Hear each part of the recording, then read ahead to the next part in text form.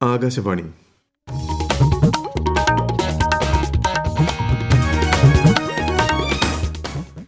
നമസ്കാരം. പ്രാദേശിക വാർത്തകൾ വായിക്കുന്നത് നരേന്ദ്രമോഹൻ. പ്രധാന വാർത്തകൾ.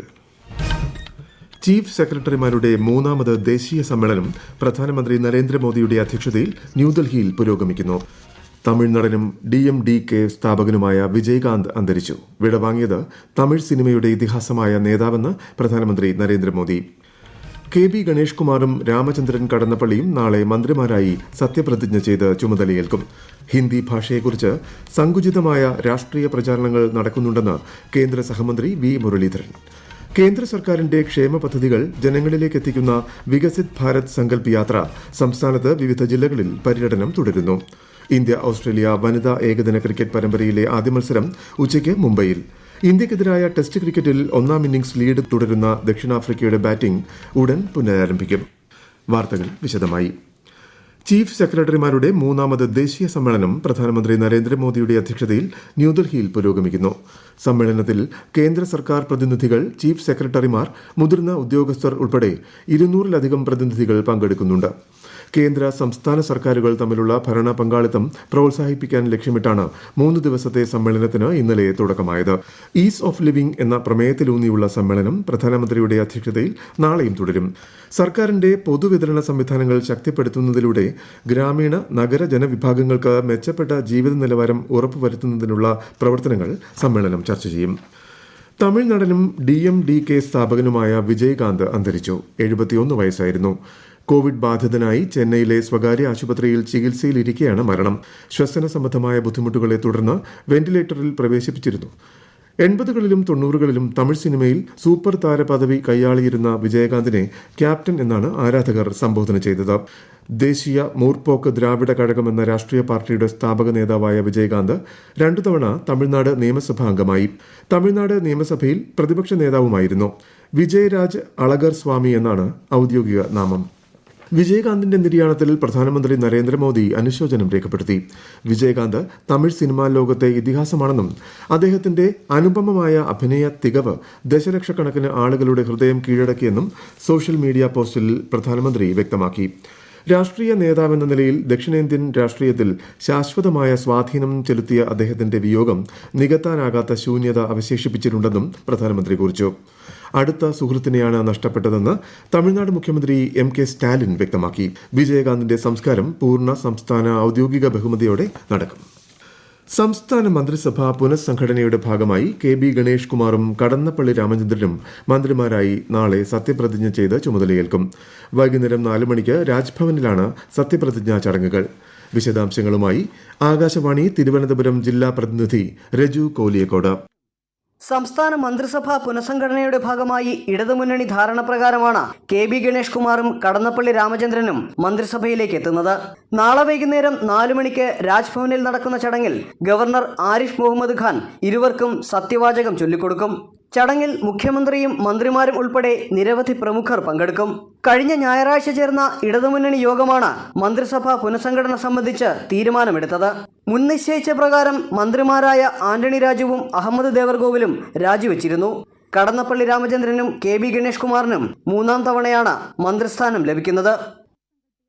കേരള ഹിന്ദി സാഹിത്യ അക്കാദമിയുടെ 43ാം വാർഷിക ദിനാചരണവും പത്മശ്രീ ഡോക്ടർ N. ചന്ദ്രശേഖരൻ നായരുടെ 101ാം ജന്മദിനാചരണവും തിരുവനന്തപുരത്ത് കേന്ദ്രമന്ത്രി V. മുരളീധരൻ ഉദ്ഘാടനം ചെയ്തു. ഹിന്ദി ഭാഷയെക്കുറിച്ച് സങ്കുചിത രാഷ്ട്രീയ പ്രചരണങ്ങൾ നടക്കുന്നുണ്ടെന്ന് കേന്ദ്ര സഹമന്ത്രി പറഞ്ഞു. ഹിന്ദി അടിച്ചേൽപ്പിക്കാൻ ശ്രമം നടക്കുന്നുവെന്നും ഹിന്ദി ഹിന്ദുത്വ ഭാഷയാണ് എന്നുമുള്ള കുപ്രചരണമാണ് ഇപ്പോൾ നടക്കുന്നതെന്നും മുരളീധരൻ വ്യക്തമാക്കി. തിരുവനന്തപുരം ജില്ലയിലെ വിവിധ പരിപാടികളിൽ ഇന്ന് കേന്ദ്ര സഹമന്ത്രി പങ്കെടുക്കും. കോൺഗ്രസിന്റെ 139ാം സ്ഥാപക ദിനത്തോടനുബന്ധിച്ച് സംസ്ഥാനത്ത് KPCCയുടെ ആഭിമുഖ്യത്തിൽ വിവിധ പരിപാടികൾ നടന്നു. ദിനാചരണത്തിന്റെ ഭാഗമായി AICCയുടെ നേതൃത്വത്തിൽ രാജ്യത്തുടനീളം വിവിധ പരിപാടികൾ സംഘടിപ്പിച്ചു. നാഗ്പൂരിൽ നടക്കുന്ന റാലിയിൽ ദേശീയ അധ്യക്ഷൻ മല്ലികാർജ്ജുൻ ഖാർഗെ, സോണിയാഗാന്ധി, രാഹുൽ ഗാന്ധി തുടങ്ങിയവർ പങ്കെടുക്കും. മകരവിളക്ക് മഹോത്സവത്തിനായി മറ്റന്നാൾ വൈകിട്ട് 5 മണിക്ക് ശബരിമല ക്ഷേത്രനട വീണ്ടും തുറക്കും. 41 ദിവസം നീണ്ടുനിന്ന മണ്ഡലകാലത്തിന് സമാപനം കുറിച്ച് ഇന്നലെ രാത്രിയാണ് ശബരിമല നടയടച്ചത്. ജനുവരി 15-നാണ് മകരവിളക്ക്. അന്ന് പുലർച്ചെ 2:46-ന് മകരസംക്രമ പൂജ നടക്കും. ഈ വാർത്തകൾ ആകാശവാണിയിൽ നിന്ന്. അടുത്ത മാസം 3-ാം തീയതി തൃശൂരിലെത്തുന്ന പ്രധാനമന്ത്രിക്ക് മുന്നിൽ മിനി പൂരമൊരുക്കാൻ പാറമേക്കാവ് ദേവസ്വം ജനുവരി 3-ന് റോഡ് ഷോ സംഘടിപ്പിക്കുന്ന അവസരത്തിൽ പൂരമൊരുക്കാൻ സുരക്ഷാ അനുമതി തേടി. അനുമതി ലഭിച്ചാൽ 15 ആനകളുടെ അകമ്പടിയോടെ മിനി പൂരമൊരുക്കും. പൂരം പ്രതിസന്ധി പ്രധാനമന്ത്രിയുടെ ശ്രദ്ധയിൽ കൊണ്ടുവരികയാണ് ലക്ഷ്യം. കേന്ദ്ര സർക്കാരിന്റെ ക്ഷേമ പദ്ധതികൾ ജനങ്ങളിലെത്തിക്കുന്ന വികസിത് ഭാരത് സങ്കല്പ് യാത്ര കേരളത്തിൽ പര്യടനം തുടരുന്നു. സൌജന്യ ഗ്യാസ് കണക്ഷൻ വിതരണം, കർഷകർക്ക് ഡ്രോൺ പ്രദർശനം, വീഡിയോ പ്രദർശനം തുടങ്ങിയവ യാത്രയുടെ ഭാഗമായി നടക്കും. വിശദാംശങ്ങളിലേക്ക്. വികസിത് ഭാരത് സങ്കല്പ് യാത്ര ഇന്ന് തിരുവനന്തപുരത്ത് വാമനപുരം ബ്ലോക്ക് പഞ്ചായത്തിലെ നന്ദിയോട് പെരിങ്ങമല ഗ്രാമപഞ്ചായത്തുകളിൽ പര്യടനം നടത്തും. കൊല്ലത്ത് ഇന്നത്തെ യാത്ര കുണ്ടറ, പെരിനാട് എന്നീ ഗ്രാമപഞ്ചായത്തുകളിലാണ് നടക്കുക. പത്തനംതിട്ടയിൽ നാറാണമുഴി, ചുറ്റാർ ഗ്രാമപഞ്ചായത്തുകളിലാണ് ഇന്നത്തെ യാത്ര. കോട്ടയത്ത് കൂരോപ്പട, പാമ്പാടി ഗ്രാമപഞ്ചായത്തുകളിലും ഇടുക്കിയിൽ വട്ടവട പഞ്ചായത്തിലുമാണ് ഇന്ന് യാത്രാ പ്രയാണം നടത്തുക. എറണാകുളം ജില്ലയിൽ രാവിലെ ഇലഞ്ഞിയിലും ഉച്ചകഴിഞ്ഞ് മണിയുടെ ഗ്രാമപഞ്ചായത്തിലുമാണ് പര്യടനം. തൃശൂർ ജില്ലയിൽ യാത്ര ഇന്ന് അളഗപ്പനഗർ, കൊടകര എന്നീ പഞ്ചായത്തുകളിലാണ് പര്യടനം നടത്തുക. പാലക്കാട് ജില്ലയിൽ ഗ്രാമപ്രദേശങ്ങളിലൂടെയുള്ള പര്യടനം തുടരുന്നു. മലപ്പുറം ജില്ലയിൽ മൊറയൂർ, കോഡൂർ പഞ്ചായത്തുകളിലും കോഴിക്കോട് ജില്ലയിൽ തുറയൂർ, തെക്കോടി പഞ്ചായത്തുകളിലുമാണ് ഇന്നത്തെ പര്യടനം. കണ്ണൂർ ജില്ലയിൽ ഇന്ന് രാവിലെ തില്ലങ്കേരി പഞ്ചായത്തിൽ യാത്രാ പര്യടനം നടത്തി. ഉച്ചയ്ക്ക് ശേഷം ഇരിട്ടി ടൌണിലും മാലൂർ പഞ്ചായത്തിലും യാത്ര എത്തിച്ചേരും. ലക്ഷദ്വീപിലും വികസിത് ഭാരത് സങ്കല്പ് യാത്രയുടെ പരിപാടികൾ തുടരുന്നു. News desk Akashvani. പാലക്കാട് ജില്ലയിലെ വികസിത് ഭാരത് സങ്കല്പ് യാത്രയ്ക്കിടെ PM സുരക്ഷാ ഭീമാ യോജനയിൽ നിന്നും ഭർത്താവിന്റെ അപകടമരണ പരിരക്ഷാ തുകയായ 2 ലക്ഷം രൂപ ലഭിച്ച ഞങ്ങാട്ടിരിയിലെ ഗീതാ ബാലകൃഷ്ണൻ തന്റെ അനുഭവം ആകാശവാണി വാർത്തകളോട് പങ്കുവയ്ക്കുന്നു. എന്റെ ഭർത്താവ് പ്രധാനമന്ത്രി സുരക്ഷാ ക്ഷേമ ഇൻഷുറൻസ് പദ്ധതിയിൽ ചേർന്നിരുന്നു. 20 രൂപയുടെ പ്രീമിയമാണ് ചേർന്നിട്ടുണ്ടായിരുന്നത്. അത് ഫെബ്രുവരി 15-ന് ഒരു ബസ് ആക്സിഡന്റിൽ മരണപ്പെട്ടു. അതിന്റെ ഫണ്ട് 10-15 ദിവസത്തിന്റെ ഉള്ളിൽ എനിക്ക് അതിന്റെ എല്ലാ പേപ്പറുകളും SBIയിൽ നിന്ന് ശരിയാക്കി തന്ന് എത്രയും പെട്ടെന്ന് ഞങ്ങൾക്ക് അതിന്റെ പൈസ 2 ലക്ഷം രൂപ എന്റെ കയ്യിൽ കിട്ടി. പട്ടികവർഗ മേഖലയിലെ വനിതകളുടെ പ്രശ്നങ്ങൾ മനസ്സിലാക്കുന്നതിന് വനിതാ കമ്മീഷൻ ഇന്നും നാളെയും കണ്ണൂർ ജില്ലയിലെ ആറളത്ത് ക്യാമ്പ് സംഘടിപ്പിക്കും. രാവിലെ ആറളം മേഖലയിലെ പട്ടികവർഗ സങ്കേതത്തിലെ വീടുകൾ കമ്മീഷൻ സന്ദർശിച്ചു. ഉച്ചയ്ക്ക് ആറളം ഗവൺമെന്റ് ഹയർ സെക്കൻഡറി സ്കൂളിൽ ചേരുന്ന വിവിധ വകുപ്പുകളുടെ ഏകോപന യോഗം കമ്മീഷൻ അധ്യക്ഷ അഡ്വക്കേറ്റ് P. സതീദേവി ഉദ്ഘാടനം ചെയ്യും. നാളെ രാവിലെ ആറളം ഗവൺമെന്റ് ഹയർ സെക്കൻഡറി സ്കൂളിൽ സെമിനാറുമുണ്ടാകും. ഗ്രാമീണ മേഖലയിലെ മുഴുവൻ വീടുകളിലും കുടിവെള്ളം ലഭ്യമാക്കുന്നതിനായി കേന്ദ്ര ഗവൺമെന്റ് ആരംഭിച്ച ജൽ ജീവൻ മിഷൻ പദ്ധതിയിലൂടെ കണ്ണൂർ ജില്ലയിലെ 1,54,611 വീടുകളിൽ കണക്ഷൻ നൽകി. ഇനി 2,347 കണക്ഷനുകളാണ് നൽകാനുള്ളത്. ജൽ ജീവൻ മിഷൻ പദ്ധതി നടപ്പാക്കാനുള്ള ജില്ലാതല ജലശുചിത്വ മിഷന്റെ യോഗത്തിലാണ് ഇക്കാര്യം അറിയിച്ചത്. രാജ്യത്തെ ഓഹരി വിപണികളിൽ നേട്ടത്തോടെ വ്യാപാരം ആരംഭിച്ചു. ബോംബെ ഓഹരി സൂചിക സെൻസെക്സ് 401 പോയിന്റ് ഉയർന്ന് 71,738-ലും ദേശീയ ഓഹരി സൂചിക നിഫ്റ്റി 111 പോയിന്റ് നേട്ടത്തിൽ 21,553-ലും വ്യാപാരം തുടരുന്നു. സംസ്ഥാനത്ത് സ്വർണ്ണവില വർദ്ധിച്ചു. ഗ്രാമിന് 5,850 രൂപയും പവന് 46,800 രൂപയുമാണ് ഇന്നത്തെ വില. ഇന്ത്യ ഓസ്ട്രേലിയ വനിതാ ക്രിക്കറ്റ് ഏകദിന പരമ്പരയിലെ ആദ്യ മത്സരം ഉടൻ ആരംഭിക്കും. മുംബൈയിലെ വാങ്കഡെ സ്റ്റേഡിയത്തിൽ ഉച്ചയ്ക്ക് 1:30-നാണ് മത്സരം. ഹർമൻപ്രീത് കൌറാണ് ഇന്ത്യൻ ടീമിനെ നയിക്കുക.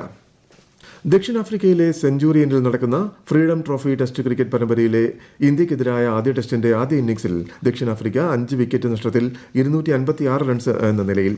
രണ്ടാം ദിനം കളി നിർത്തുമ്പോൾ ദക്ഷിണാഫ്രിക്കയ്ക്ക് 11 റൺസിന്റെ ലീഡ് നേടാനായി. ഇന്നലെ 8 വിക്കറ്റ് നഷ്ടത്തിൽ 208 എന്ന സ്കോറിൽ ഒന്നാം ഇന്നിംഗ്സ് പുനരാരംഭിച്ച ഇന്ത്യ 245 റൺസിന് എല്ലാവരും പുറത്താവുകയായിരുന്നു. ISL ഫുട്ബോളിൽ ഇന്ന് ചെന്നൈയിൻ FC മുംബൈ സിറ്റിയെ നേരിടും. രാത്രി 8 മണിക്ക് മുംബൈയിലാണ് മത്സരം. ഇന്നലെ നടന്ന മത്സരത്തിൽ മോഹൻ ബഗാനെതിരെ കേരള ബ്ലാസ്റ്റേഴ്സ് FC ഏകപക്ഷീയമായ 1 ഗോളിന് വിജയിച്ചു. പ്രധാന വാർത്തകൾ വീണ്ടും. ചീഫ് സെക്രട്ടറിമാരുടെ 3ാമത് ദേശീയ സമ്മേളനം പ്രധാനമന്ത്രി നരേന്ദ്രമോദിയുടെ അധ്യക്ഷതയിൽ ന്യൂഡൽഹിയിൽ പുരോഗമിക്കുന്നു. തമിഴ്നാടിനും DMDK സ്ഥാപകനുമായ വിജയകാന്ത് അന്തരിച്ചു. വിടവാങ്ങിയത് തമിഴ് സിനിമയുടെ ഇതിഹാസമായ നേതാവെന്ന് പ്രധാനമന്ത്രി നരേന്ദ്രമോദി. KB ഗണേഷ് കുമാറും രാമചന്ദ്രൻ കടന്നപ്പള്ളിയും നാളെ മന്ത്രിമാരായി സത്യപ്രതിജ്ഞ ചെയ്ത് ചുമതലയേൽക്കും. ഹിന്ദി ഭാഷയെക്കുറിച്ച് സങ്കുചിതമായ രാഷ്ട്രീയ പ്രചരണങ്ങൾ നടക്കുന്നുണ്ടെന്ന് കേന്ദ്ര സഹമന്ത്രി V. മുരളീധരൻ. കേന്ദ്ര സർക്കാരിന്റെ ക്ഷേമ പദ്ധതികൾ ജനങ്ങളിലെത്തിക്കുന്ന വികസിത് ഭാരത് സങ്കല്പ് യാത്ര സംസ്ഥാനത്ത് വിവിധ ജില്ലകളിൽ പര്യടനം തുടരുന്നു. ഇന്ത്യ ഓസ്ട്രേലിയ വനിതാ ഏകദിന ക്രിക്കറ്റ് പരമ്പരയിലെ ആദ്യ മത്സരം ഉച്ചയ്ക്ക് മുംബൈയിൽ. ഇന്ത്യക്കെതിരായ ടെസ്റ്റ് ക്രിക്കറ്റിൽ ഒന്നാം ഇന്നിംഗ്സ് ലീഡ് തുടരുന്ന ദക്ഷിണാഫ്രിക്കയുടെ ബാറ്റിംഗ് ഉടൻ പുനരാരംഭിക്കും. പ്രാദേശിക വാർത്തകൾ കഴിഞ്ഞു. അടുത്ത വാർത്താ പ്രക്ഷേപണം 12:50-ന്.